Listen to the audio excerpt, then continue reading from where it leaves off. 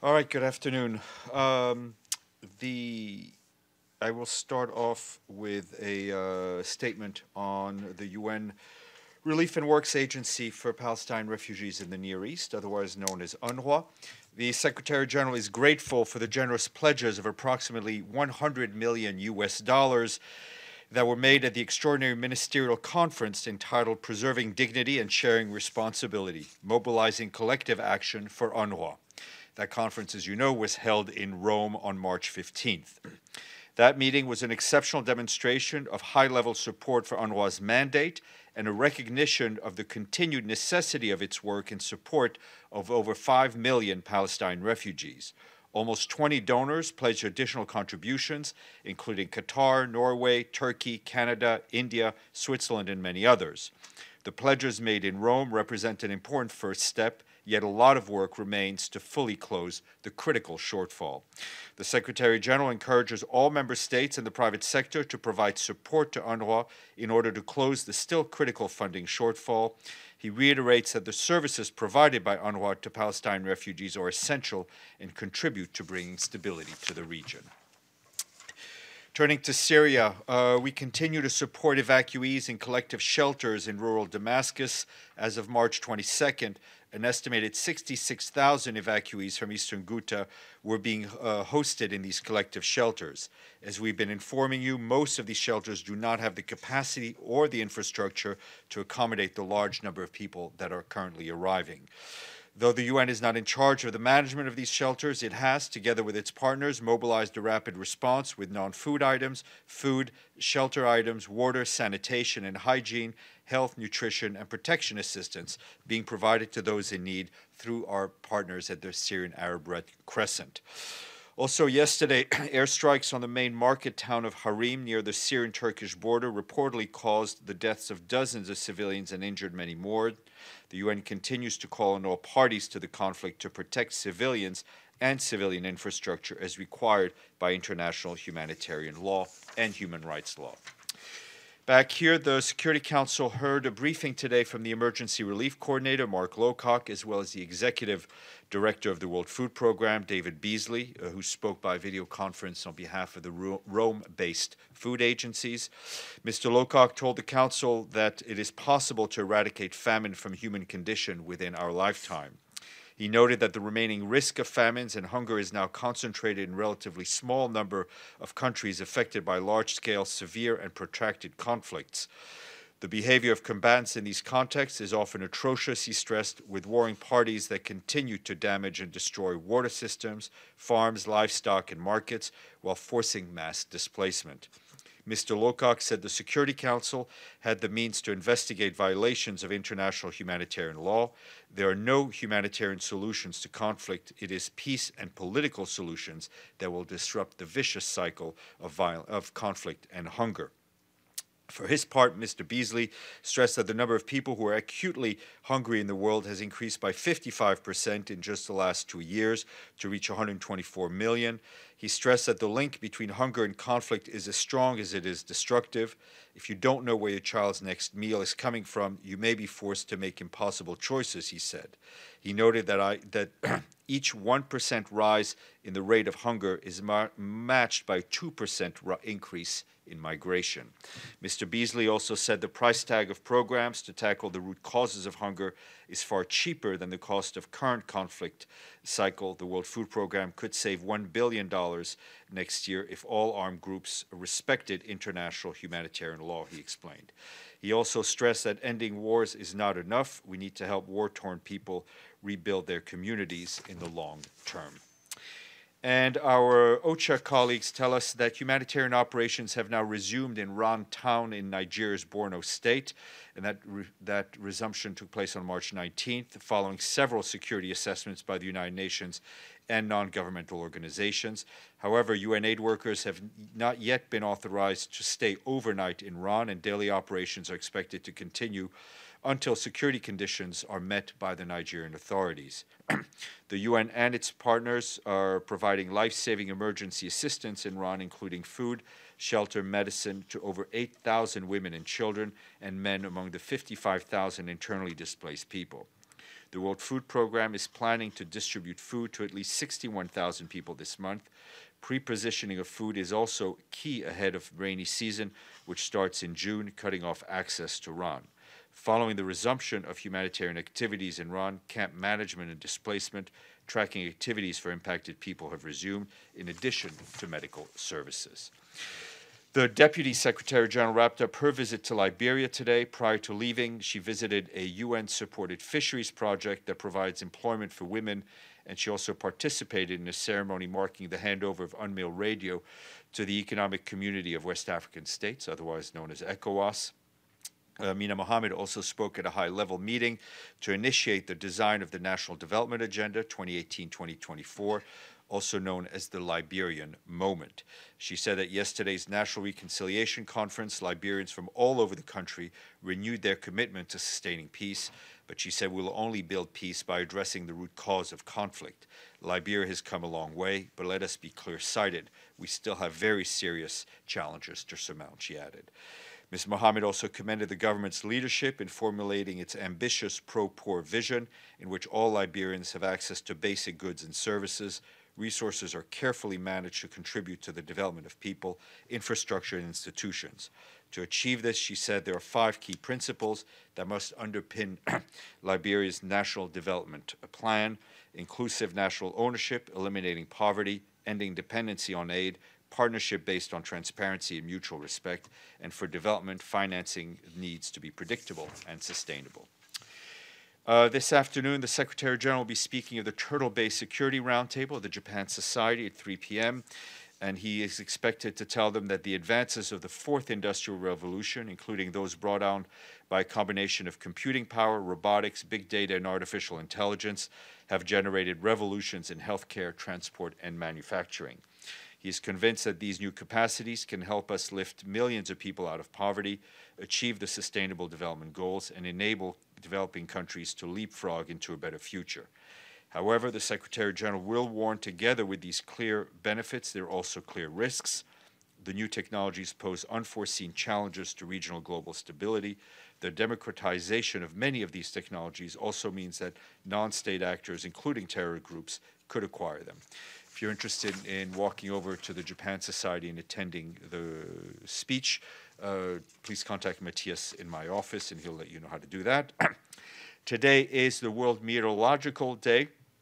The theme is this year's Weather Ready Climate Sparked, and highlights the need for informed planning for day-to-day weather and hazards like floods, as well as for naturally occurring climate changes and long-term variability. In a tweet, the Secretary General today said that climate change is still running faster than us, and we need to reverse the trend of increasing warming temperatures. And as we mentioned yesterday, there's a report by the World Meteorological Organization.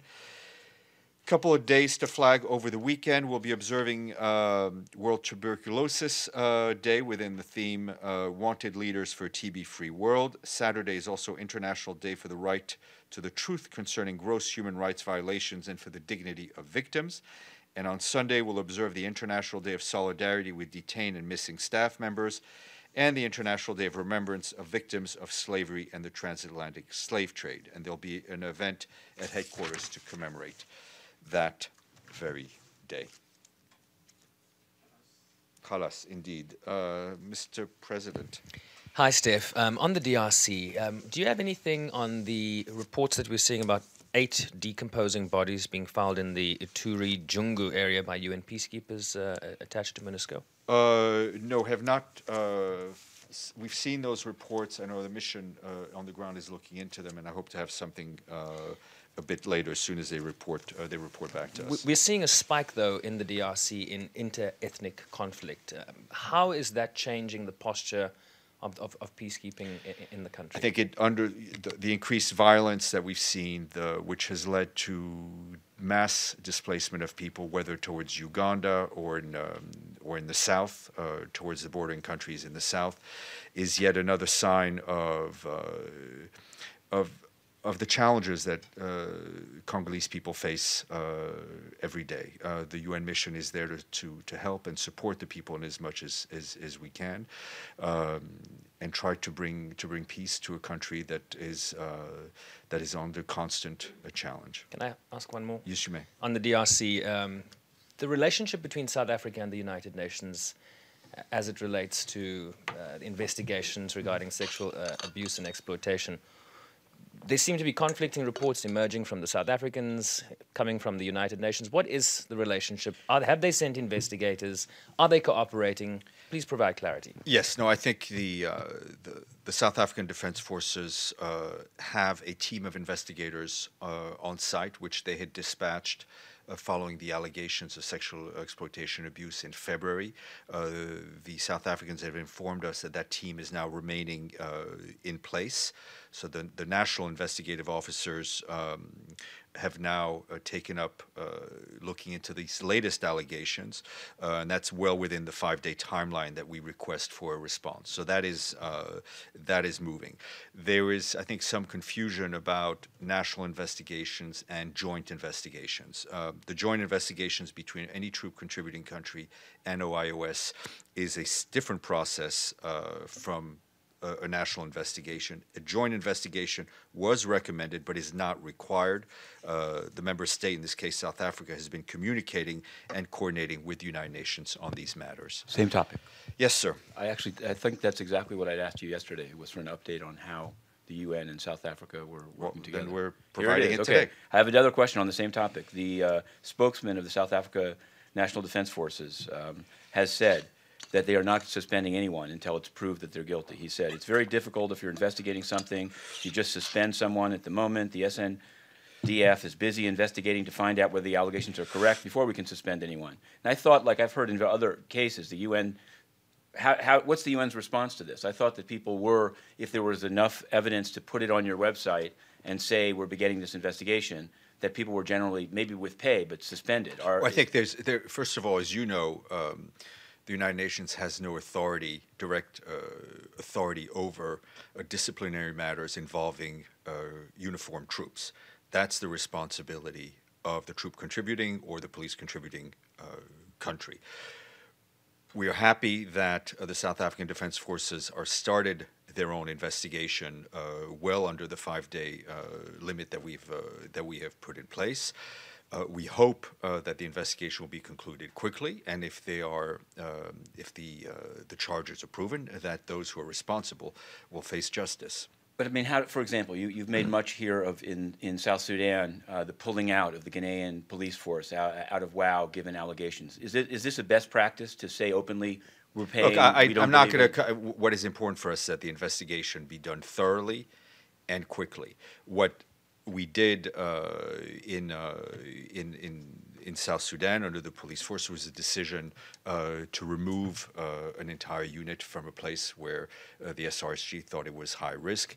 But I'm not going to litigate this through the press. Just one last. So the SRSG doesn't think this is as serious. No, that's not it. It's not at all what I said. No, but it's not what I said, Rami. Can they be deployed in other missions right now? I'm asking you because they're not being suspended. I thought the UN said. I think we need to. The investigation needs to be done, and the investigation is the responsibility of the member state. Today, if they were deployed to another mission by South Africa, would that be I'm not acceptable? going to answer hypotheticals. Obviously, anyone who has been found to have participated in any sexual abuse or exploitation should never be redeployed in a UN mission. Rami.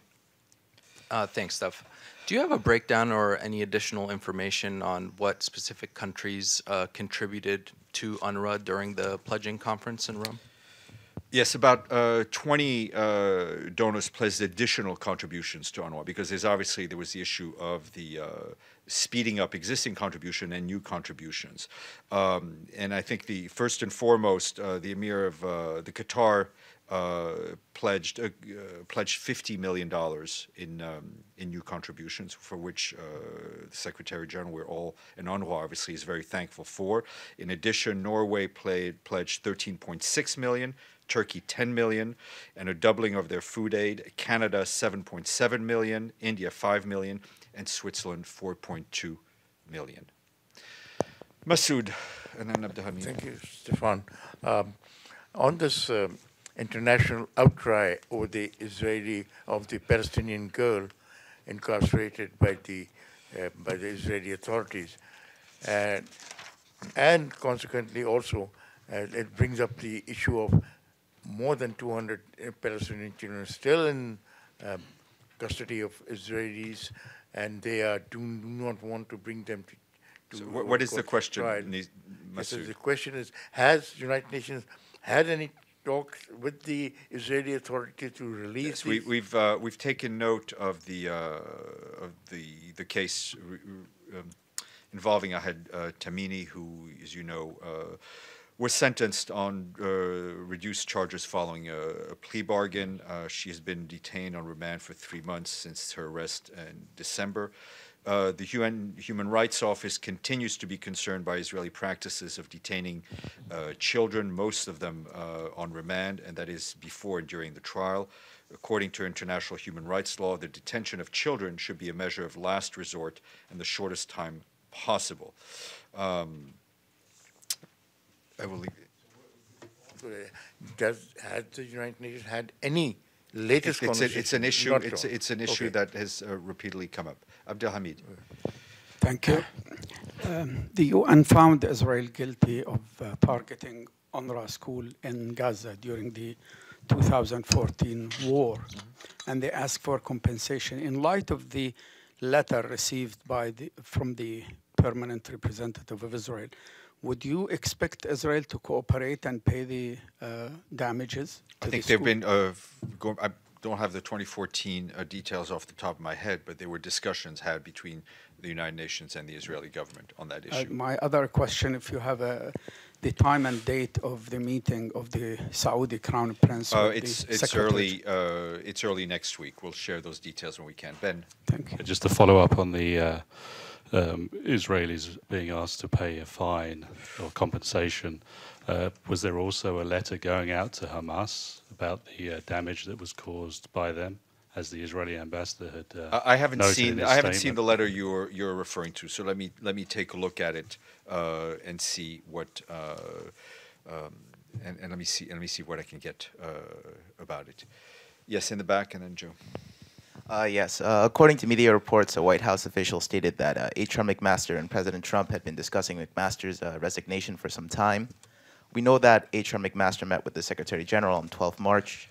Was the Secretary General made aware beforehand that McMaster was going to be replaced by John Bolton, or did he come to know through media reports? No, the Secretary General had no prior knowledge of the decision taken. I mean, like all of us, he read about this in the press, and the Secretary General had developed, I think, a very constructive and positive relationship with General H.R. McMaster as National Security Advisor, and he looks forward to continuing that relationship with Ambassador Bolton. I had one more question. John Bolton has been quoted in the past as saying there is no such thing as the United Nations, and that if the UN Secretariat building in New York lost 10 stories, it would make a bit of a difference. He's also said that it's a big mistake for us to grant any validity to international law. Does this raise any concerns for the Secretary General that a person with such positions against the United Nations and against international law will be appointed as a National Security Advisor? Look, we'll leave analysis of past statements to journalists and historians. We're not going to speculate about the future. We're dealing with the present. And as I said, the Secretary General looks forward to continuing the kind of relationship he had with the National Security Advisor with the new one. Mr. Klein. Actually, that was my question, but as a follow-up, since the Secretary General did have a meeting with Mr. McMaster, or General McMaster, is he planning in the near term to try to set up a meeting or at least a conversation with Mr. Bolton, who's going to assume his office on April 9th? I'm sure a conversation meeting will happen in due time, but I think Mr. Bolton first has to take office. So one National Security Advisor at a time, please. And as you know, much more recently than his comment about lopping off the top 10 floors of the UN, he has written a piece justifying a preemptive attack on North Korea. So I wonder whether that itself presents some concern to the You know, Secretary General. we're not going. As I said, we're not looking backwards. We're looking. We're talking about the now, and we're not going to speculate. Well, this was very recent. We're not talking about I'm not disagreeing with you with that particular fact. You and I agree on that fact that it's very recent. What I'm going to say to you is that we look forward to a constructive and positive relationship with Ambassador Bolton in his role when he takes office as National Security Advisor. Sato-san. Thank you, Stephen. I have two questions.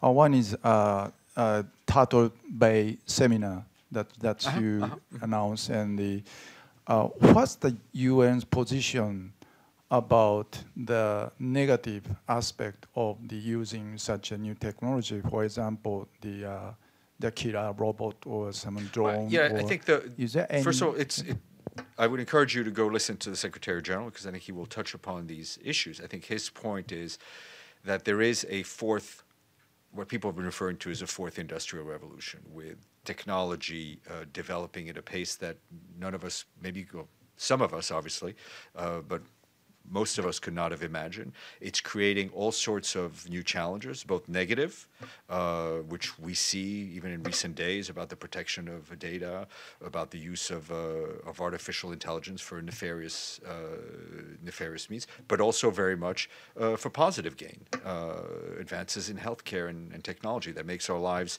better and easier. The point is that I think as a community, as an international community, we need to come together and kind of grapple and look at these different challenges. Yeah, I know that the technology has more positive aspect, but that Turtle Bay seminar is originally discussing about disarmament and the non-proliferation, according to the Japanese mission's explanation. So I'm wondering if what's the UN's position, or to UN, what does UN see the negative aspect of the technology in terms of the disarmament? There is a need to look at the kind of frameworks and the systems that we have, and to see are they the right ones to deal with these new technologies. But again, I would encourage you to read the Secretary General's speech.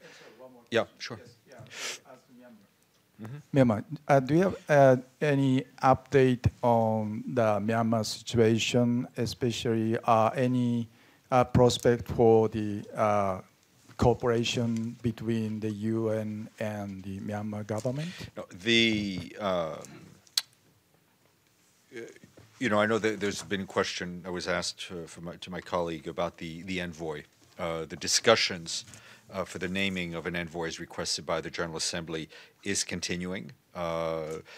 Obviously, we need someone that has to be accepted by various parties, but also someone who has a strong profile. That search for that person is very much continuing. We have a very present country team in Myanmar. They are continuing their work. Our position remains the same, that we need to see the Secretary General stands for the implementation of the Annan, the conclusions of the Annan Commission, that the Rohingyas who have fled across the border in Bangladesh, their repatriation, their return needs to be done in a safe, dignified and manner that respects their rights as refugees, their rights as human beings, and that they're allowed to go home to exactly their home and not some other locations where they may be forced to return. And that's a message that was also passed in the Secretary General's meeting this morning with the Foreign Minister of Bangladesh. Those were the messages, and he also, in addition, once again expressed the United Nations gratitude to the government and people of Bangladesh for their generous hospitality in hosting hundreds of thousands of refugees. Carla, and then we'll go to round two. Thank you. I just came from the Security Council where they were discussing hunger as a weapon of war. Mr. Beasley had said that